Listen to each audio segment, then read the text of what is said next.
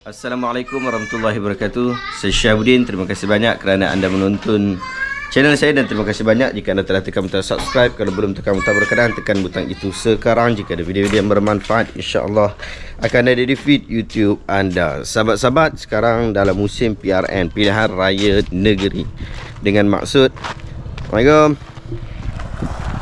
dengan maksud sekarang ini parti-parti politik berlumba-lumba untuk mengangkat calon masing-masing, dan pelbagai cara telah digunakan sekarang ini untuk nak memastikan kejayaan itu milik masing-masing.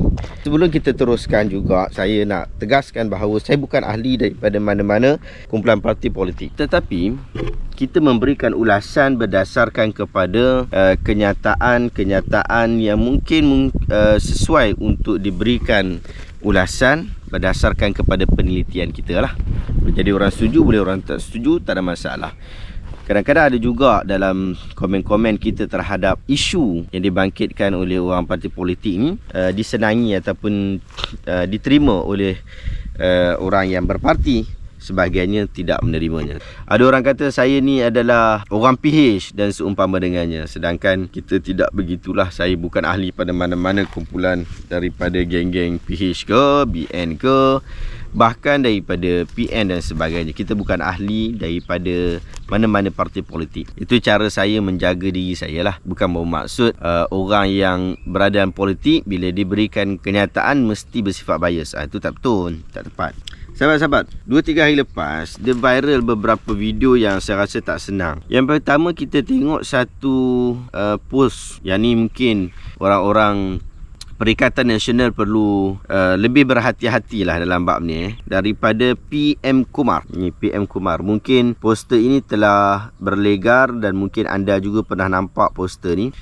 PM Kumar katanya dia ni sekolah rendah dia Sekolah Kebangsaan Hulu Yang Baru, sekolah menengah dia Sekolah Menengah Kebangsaan Syed Mansur Batangkali, dan pendidikan tinggi dia Beth Hill Faith University, Diploma in Business Management. Dia kata pendidikan tinggi dia yang tu. Tapi yang pelik je dekat sini, satu, tak ada Beth Hill Faith University, bukan Faith University yang ada adalah Beth Hill University. Setahu saya dekat situ pun dia tak ajar pun business ataupun tak ada course berkaitan tentang Diploma in Business Management. Tapi dia nak pergi sandar ke situ. Yang menarik lagi, dia guna doktor. Dia guna Dr. Kumar. Dr. Kumar ni apa dia, Dr. Kumar ni? Adakah dengan maksud dia ni adalah seorang doktor?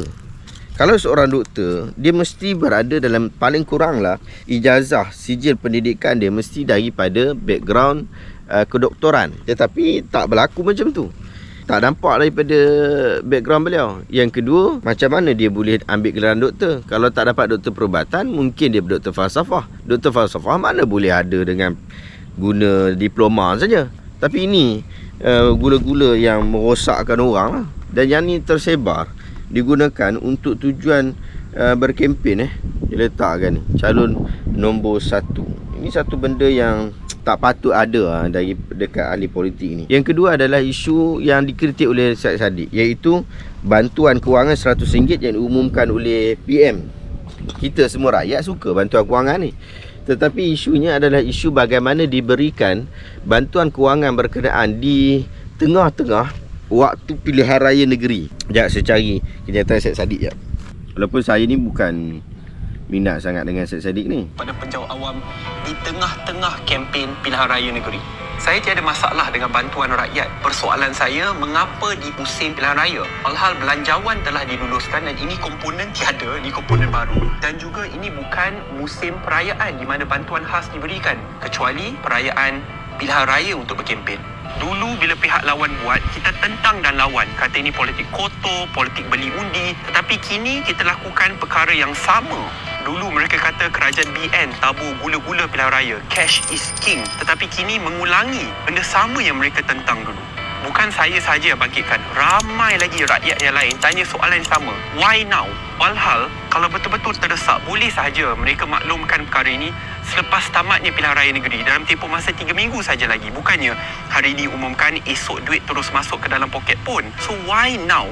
Kita perlu konsisten dan berprinsip dalam berpolitik. Bukan dulu kata lain, kini buat lain. Be better. Itu kenyataan daripada Syed Saddiq, yang saya kira itu adalah kenyataan yang bagus juga. Kita telah menggunakan politik wang, bukan rasuah dan sebagainya, tapi politik wang dengan maksud berpolitik dengan memberikan wang sehingga orang akan merasa kecenderungan untuk memilih orang berkenaan disebabkan kelebihan wang yang diberikan itu.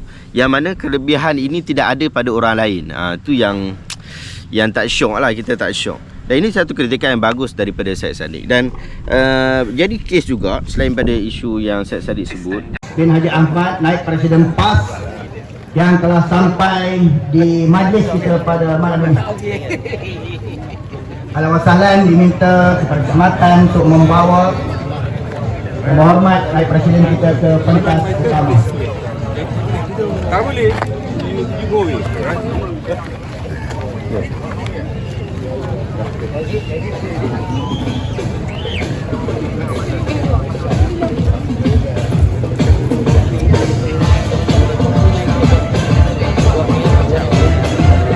dia ni adalah calon, salah seorang calon daripada calon di negeri Pulau Pinang. Bukan sekadar calon, dia ni adalah orang besar dalam Perikatan Nasional.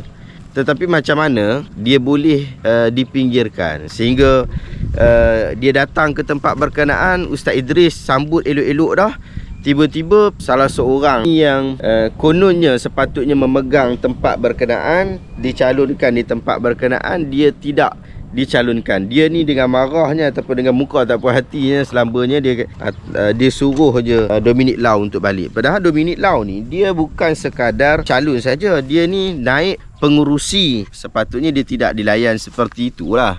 Tapi cuma dapat macam mana, ia nampak seolah-olah macam orang Islam ni tak boleh bekerjasama dengan orang lain. Padahal isu dia isu kerjasama tu. Hang tengah bekerjasama dengan parti gerakan. Hang kena tahu lah parti gerakan tu bukan Islam. Bahkan ada banyak kenyataan-kenyataan dia yang bersifat rasis. Tetapi bila awak dah bekerjasama dengan dia, patutnya awak menghormati dia lah.